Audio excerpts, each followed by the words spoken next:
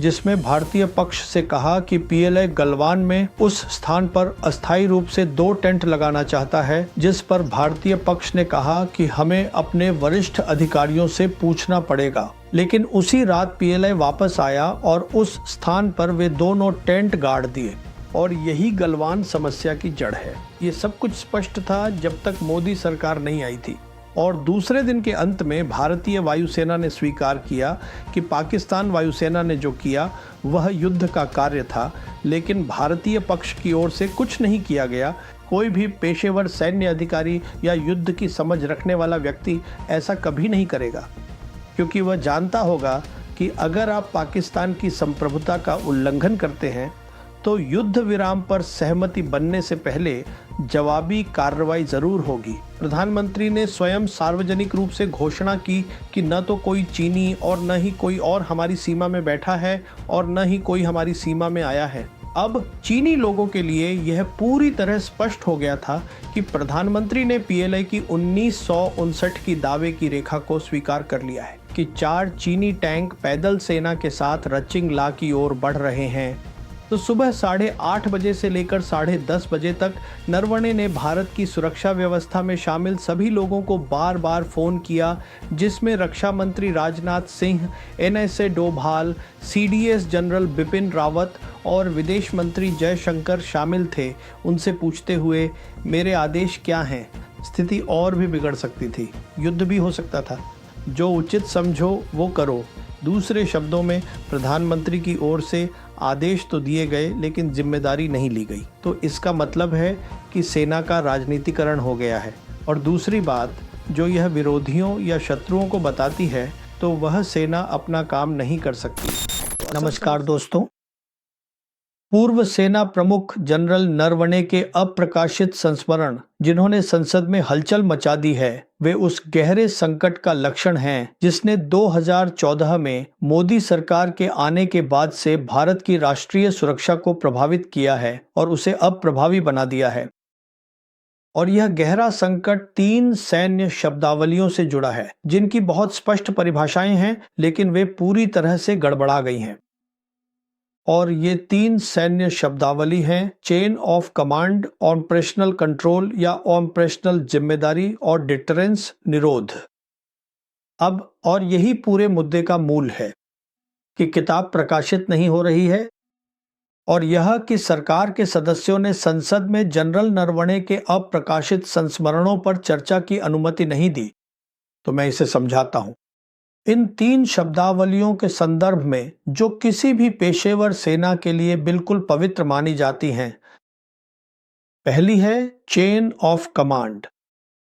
अब chain of command ही सेना का मूल आधार है। सरल शब्दों में कहें तो एक सैनिक या अधिकारी को आदेश उसके तत्काल वरिष्ठ से मिलते हैं और वह उसी को अपनी प्रतिक्रिया देता है। साथ ही और बस इतना ही, इससे ज्यादा कुछ नहीं। हमारे संदर्भ में बात करें तो एक उदाहरण लेते हुए कि भारत में चीफ ऑफ डिफेंस स्टाफ जो चेन ऑफ कमांड में नहीं है, उन्हें सीधे आदेश देने का अधिकार नहीं है और न ही देना चाहिए। मान लीजिए एक आर्मी कमांडर को आदेश दिए जाएं और आर्मी कमांडर को वे आदेश स्वीकार नहीं करने चाहिए क्योंकि वे चेन ऑफ कमांड के बाहर हैं। आर्मी कमांडर की चेन ऑफ कमांड में आर्मी चीफ होते हैं, इसलिए ऐसा कभी नहीं होना चाहिए। अब जब हम चेन ऑफ कमांड के महत्व को समझते हैं, क्योंकि सैन्य अनुशासन और कार्य निष्पादन का यही आधार है। अब मैं एक ऐसी घटना के बारे में बात करूंगा जो अप्रकाशित संस्मरण में है, जो गलवान संकट के केंद्र में है, गलवान हत्याकांड, जो भारत चीन संबंधों में एक निर्णायक मोड़ रहा है। यह घटना मई के दूसरे सप्ताह में हुई जब गलवान में, जो एक विवादित स्थान है, ब्रिगेड कमांडरों की बैठक हुई थी। और सबसे लंबी बैठक के बाद पीएलआई कमांडर ने एक बहुत ही असामान्य अनुरोध किया, जिसमें भारतीय पक्ष से कहा कि पीएलआई गलवान में उस स्थान पर अस्थायी रूप से 2 टेंट लगाना चाहता है, जिस पर भारतीय पक्ष ने कहा कि हमें अपने वरिष्ठ अधिकारियों से पूछना पड़ेगा। और बैठक समाप्त हो गई। लेकिन उसी रात पीएलआई वापस आया और उस स्थान पर वे दोनों टेंट गाड़ दिए। अब जब इस घटना की जानकारी सेना प्रमुख जनरल नरवणे को दी गई तो वे इसके बारे में चिंतित और असहज हो गए और उन्होंने इसे अपने उत्तरी सेना कमांडर लेफ्टिनेंट जनरल वाइट के जोशी के साथ साझा किया। नरवणे ने उनसे कहा कि देखो, यह पीएलआई की सामान्य क्रीप रणनीति है। वे क्या करते हैं कि कोई सुराग छोड़ जाते हैं, इस मामले में तंबू, और कुछ समय बाद वे आकर कहेंगे कि यह इलाका हमारा है। लेकिन अपने प्रमुख की आशंकाओं और चिंता को समझने, समर्थन देने और शांत करने के बजाय जोशी ने इसके न होने के दो कारण बताए। पहला, उन्होंने कहा कि हम यानी भारतीय सेना जब चाहे उन तंबुओं को खाली करवा सकती है, और दूसरा, उन्होंने कहा कि गर्मियों के महीनों में जब गलवान नदी में बाढ़ आती है तो ये तंबू वहां टिक नहीं सकते, तब यह असंभव हो जाता है। लेकिन नरवणे की आशंका बनी रही और नरवणे सही साबित हुए। जून के महीने तक जब दोनों पक्ष अलग अलग मुद्दों पर मिल रहे थे, पीएलए ने उन तंबुओं का जिक्र करना भी बंद कर दिया। जब अस्थायी तंबुओं की ओर ध्यान दिलाया गया तो पीएलए ने भारतीय पक्ष से कहा कि तंबू बातचीत के दायरे से बाहर है। फिर 15 जून 2020 को भारत ने उसी इलाके में अपने तंबू लगाने का फैसला किया और यह पीएलए के लिए अस्वीकार्य था। इसलिए वे आक्रामक हो गए और दोनों पक्षों ने अपनी अपनी ओर से अतिरिक्त बल बुला लिए। भारतीय पक्ष में अतिरिक्त बल का नेतृत्व कमांडिंग ऑफिसर कर्नल संतोष बाबू ने किया और पीएलए की ओर वे कनेक्टिविटी के कारण कहीं बेहतर स्थिति में थे, इसलिए वे बड़ी संख्या में पीएलए सैनिकों को एपीसी में ला सके, जो कि बख्तरबंद कर्मी वाहन है। क्योंकि भारतीय पक्ष की संख्या कम थी, उसे कहीं अधिक हताहतों का सामना करना पड़ा। भारतीय पक्ष में 20 लोग मारे गए थे। बाकी विवरण लोगों को ज्ञात है, मैं यहाँ उन विवरणों में नहीं जाऊंगा। लेकिन मुख्य बात यह है कि कमांडिंग ऑफिसर संतोष बाबू शहीद हो गए। उन्हें महावीर चक्र मिला और उनकी प्रशस्ति में लिखा गया कि उन्होंने कार्य को सफलतापूर्वक पूरा किया। अब असल कार्य वहां टेंट लगाना था, जो मुझे नहीं लगता कि किया गया। और नरवणे की अप्रकाशित संस्मरण में मुझे लगता है कि नरवणे ने एक संतुलित बात लिखी, संतुलित विवरण दिया, जहां उन्होंने कहा कि संतोष बाबू का काम स्थिति को शांत करना था और वही उनका कार्य था। अब मैं 2020 में गलवान हत्याकांड के बाद जनरल नरवणे से उनके साउथ ब्लॉक स्थित कार्यालय में मिला था। ये आखिरी बार था जब मैंने जनरल नरवणे से बात की या उनसे मिला। असल में ये आखिरी बार था जब मैं साउथ ब्लॉक गया था और अपनी बातचीत के दौरान मैंने चीफ जनरल नरवणे से दो सीधे सवाल पूछे। मैंने कहा, देखिए, बहुत सारी बातें और अफवाहें चल रही हैं कि शायद सीडीएस जनरल बिपिन रावत ने सीधे आर्मी कमांडर या किसी और को कुछ आदेश दिए, जिसकी वजह से भारतीय पक्ष ने 15 जून को वहां टेंट लगाने की कोशिश की थी। इस पर उन्होंने जवाब दिया कि उन्हें ऐसी किसी भी बात की जानकारी नहीं है, लेकिन उन्होंने यह बताने से इनकार कर दिया कि टेंट वहां कैसे आए। बिल्कुल, उन्होंने कहा कि उन्हें पूरी घटना की जानकारी नहीं थी। फिर मैंने उनसे एक और बात पूछी कि अगर भारतीय पक्ष के सैनिक वास्तव में अपनी आत्मरक्षा के हथियार ले जा रहे थे, उनके पास उनकी राइफलें थीं और वे संख्या में कम थे, तो उन्होंने उनका इस्तेमाल क्यों नहीं किया? जिस पर उन्होंने कहा कि हाँ, उनके पास राइफलें थीं, उनके पास आत्मरक्षा के हथियार थे, लेकिन मेरे सवाल के दूसरे हिस्से का जवाब देने से इनकार कर दिया कि उनका इस्तेमाल क्यों नहीं किया गया। तो जो बात मैं कहना चाहता हूं वह बहुत सीधी है कि किसी ने कमांड की श्रृंखला को दरकिनार किया और यही गलवान समस्या की जड़ है। तो किसी ने कमांड की श्रृंखला को दरकिनार किया, जो कि पवित्र मानी जाती है, और यह किसी भी पेशेवर सेना में नहीं होना चाहिए था। अब दूसरी शब्दावली जो बहुत महत्वपूर्ण है वह है ऑपरेशनल कंट्रोल या ऑपरेशनल जिम्मेदारी। ये बहुत स्पष्ट रूप से कहा जाना चाहिए कि सब कुछ बहुत स्पष्ट था जब तक मोदी सरकार नहीं आई थी। जहां तक राजनीतिक नेतृत्व का सवाल है, उनका काम सेना को यह बताना है कि राजनीतिक उद्देश्य क्या हैं और उन राजनीतिक उद्देश्यों को प्राप्त करने के लिए बल का उपयोग क्यों करना आवश्यक है, और उनका काम वहीं खत्म हो जाता है। इसके बाद सैन्य नेतृत्व की बारी आती है, जो ऑपरेशनल जिम्मेदारी या ऑपरेशनल कंट्रोल संभालता है, ये तय करने के लिए कि कैसे और कब, किस समय सीमा में, किन क्षमताओं के साथ उस कार्य को पूरा किया जाएगा, और राजनीतिक नेतृत्व को प्रगति की जानकारी देते रहना होता है। तो इसमें एक बहुत स्पष्ट विभाजन है कि राजनीतिक नेतृत्व को क्या करना है और सैन्य नेतृत्व को क्या करना है। अब यह स्थिति प्रधानमंत्री मोदी के आने के बाद बदल गई, क्योंकि उन्होंने अक्टूबर 2014 में अपने पहले संयुक्त कमांडरों के सम्मेलन को संबोधित करते हुए उन्होंने एक संचालनात्मक निर्देश जारी किया, जो अब तक उनसे पहले किसी भी प्रधानमंत्री ने कभी नहीं किया था।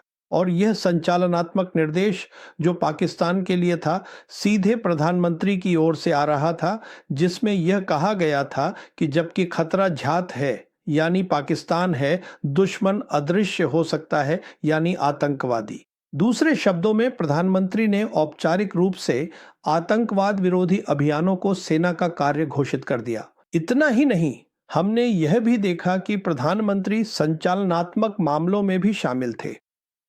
उदाहरण के लिए बालाकोट में जो 2019 में हुआ था, हमने प्रधानमंत्री को यह कहते सुना कि उन्होंने सैन्य नेतृत्व से कहा कि हम अपने प्रभाव का लाभ उठा सकते हैं। फिर जब भारतीय वायुसेना ने बालाकोट एयर स्ट्राइक की, तो अगले दिन पाकिस्तान वायुसेना ने भी अपनी कार्रवाई की, जिसे ऑपरेशन स्विफ्ट रिटॉर्ट कहा गया। और दूसरे दिन के अंत में भारतीय वायुसेना ने स्वीकार किया कि पाकिस्तान वायुसेना ने जो किया वह युद्ध का कार्य था, लेकिन भारतीय पक्ष की ओर से कुछ नहीं किया गया, क्योंकि यह एक स्पष्ट संचालनात्मक निर्देश था कि यह केवल आतंकवाद विरोधी अभियानों तक ही सीमित है, इससे अधिक कुछ भी नहीं किया जाना है। इसी तरह हमने ऑपरेशन सिंदूर में देखा। इस ऑपरेशन का नाम खुद प्रधानमंत्री ने दिया था, जो कि बिल्कुल अभूतपूर्व है। स्वतंत्रता के बाद से किसी भी प्रधानमंत्री ने ऐसा नहीं किया है।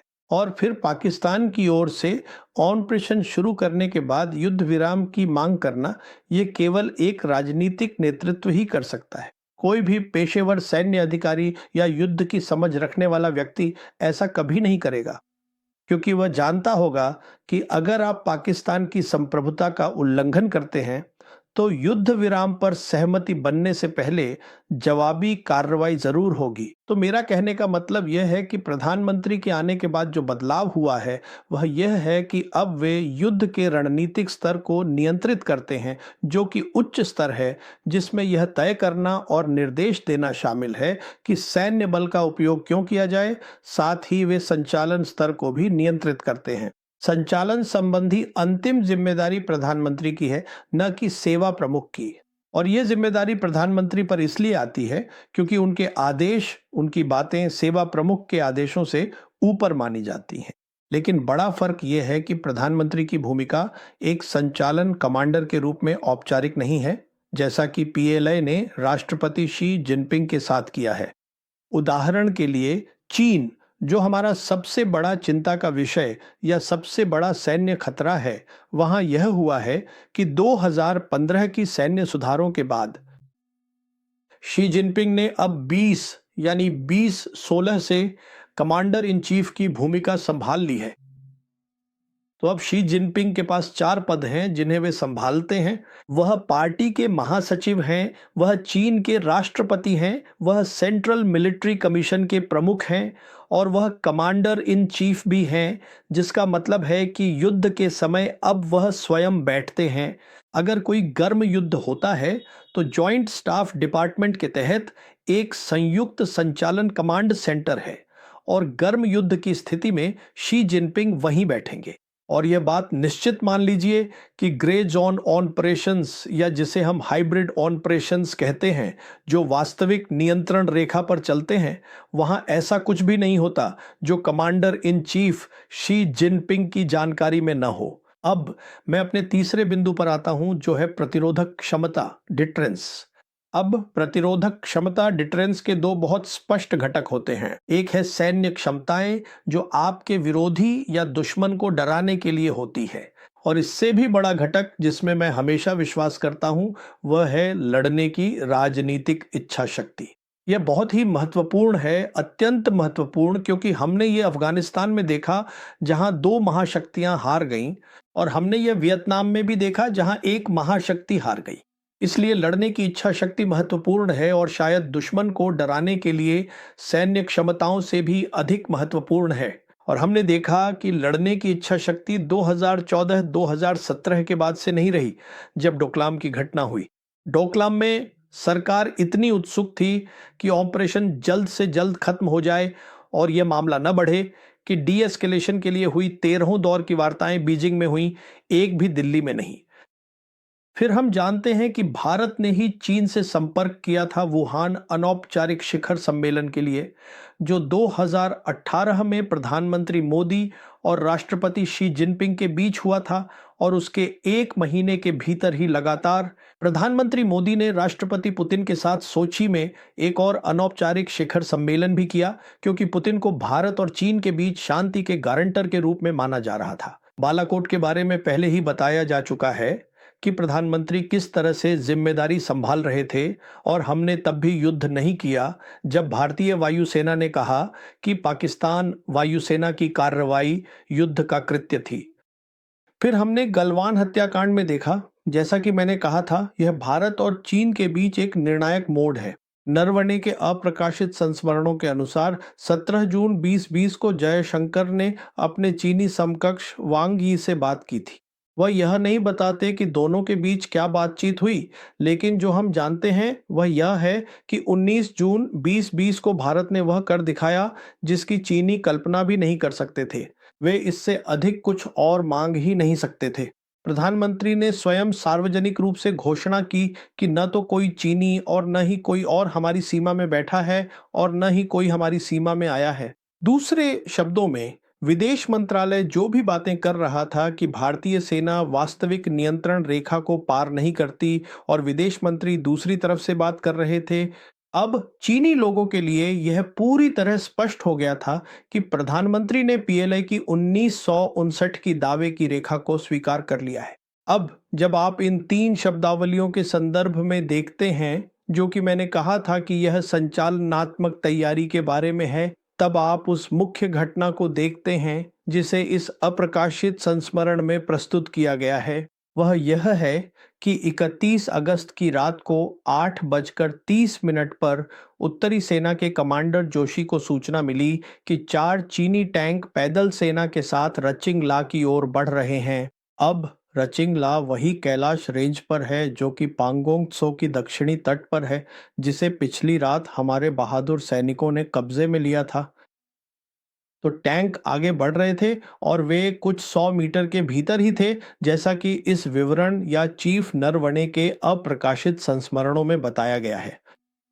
तो सुबह 8:30 बजे से लेकर 10:30 बजे तक नरवणे ने भारत की सुरक्षा व्यवस्था में शामिल सभी लोगों को बार बार फोन किया, जिसमें रक्षा मंत्री Rajnath Singh, NSA Doval, CDS general Bipin Rawat और विदेश मंत्री जयशंकर शामिल थे। उनसे पूछते हुए, मेरे आदेश क्या हैं, मुझे क्या करना है, टैंक आगे बढ़ रहे हैं। क्योंकि एक बहुत स्पष्ट बात कही गई थी, नोटिफिकेशन भी था कि आप ऊपर से अनुमति मिले बिना फायर नहीं कर सकते। और ऊपर कौन है? ऊपर वही है जो मैंने कहा कि ऑपरेशनल जिम्मेदारी आखिरकार प्रधानमंत्री पर आकर रुकती है। तो आदेश प्रधानमंत्री की ओर से ही आना था। आदर्श स्थिति ये होती कि प्रधानमंत्री को या तो यह स्पष्ट करना चाहिए था कि नरवणे पर जो यह प्रतिबंध लगाया गया है वह नहीं लगाया जाना चाहिए था, क्योंकि स्थिति अस्थिर थी, बदल रही थी। या फिर प्रधानमंत्री को तुरंत नरवणे को बताना चाहिए था कि क्या करना है, क्योंकि टैंक आ रहे थे, स्थिति गंभीर थी, स्थिति और भी बिगड़ सकती थी, युद्ध भी हो सकता था। लेकिन 10:30 बजे तक कुछ भी नहीं हुआ, और अंत में रक्षा मंत्री ने नरवणे को जवाब दिया, और जैसा कि संस्मरण में लिखा है, उन्होंने प्रधानमंत्री का संदेश पहुंचाया, जो उचित समझो वो करो। दूसरे शब्दों में, प्रधानमंत्री की ओर से आदेश तो दिए गए, लेकिन जिम्मेदारी नहीं ली गई। इस बात की व्याख्या लोगों ने और कई पूर्व सैनिकों ने ऐसे की है कि प्रधानमंत्री ने मूल रूप से सेना प्रमुख को पूरी छूट दे दी थी। खैर, सेना प्रमुख या किसी भी सेवा प्रमुख को पूरी छूट देना, इसका मतलब यह नहीं होता पूरी छूट तब होती है जब वे पूरी तरह से संचालनात्मक नियंत्रण में हों या उनके पास संचालनात्मक जिम्मेदारी हो जिसमें राजनीतिक पक्ष से कोई हस्तक्षेप न हो, जैसा कि हमने 1971 के युद्ध में देखा था, जहां परिणाम सामने आए थे जब प्रधानमंत्री इंदिरा गांधी ने सेना प्रमुख जनरल सैम मानेकशॉ को बहुत स्पष्ट राजनीतिक निर्देश दिए थे और उसके बाद वे पूरी तरह से संचालनात्मक नियंत्रण में थे। उनका काम था कि वे हर सुबह प्रधानमंत्री को आकर बताएं कि क्या हुआ है। उन्हें रक्षा मंत्री या किसी और से बात नहीं करनी थी। वे सीधे प्रधानमंत्री के पास जाते थे और प्रधानमंत्री को ही फीडबैक देते थे, क्योंकि कमांड की श्रृंखला काम नहीं करती थी। मैं इसे रेखांकित करना चाहता हूं। जब शीर्ष सैन्य नेतृत्व प्रधानमंत्री या सरकार के सबसे उच्च पदाधिकारी से संवाद करता है तो यह स्थिति होती है। तो वर्तमान स्थिति में अब ये हमें क्या बताती है? ये हमें बताती है कि अगर कमांड की श्रृंखला को किसी चुने हुए अधिकारी के माध्यम से दरकिनार किया जा सकता है, तो इसका मतलब है कि सेना का राजनीतिकरण हो गया है। और दूसरी बात जो यह विरोधियों या शत्रुओं को बताती है, वह यह है कि यदि स्पष्ट रूप से परिभाषित परिचालन नियंत्रण या परिचालन जिम्मेदारी नहीं है, तो वह सेना अपना काम नहीं कर सकती। तो असल समस्या यही है। यह समस्या नरवणे के अप्रकाशित संस्मरण से कहीं अधिक गंभीर है। धन्यवाद।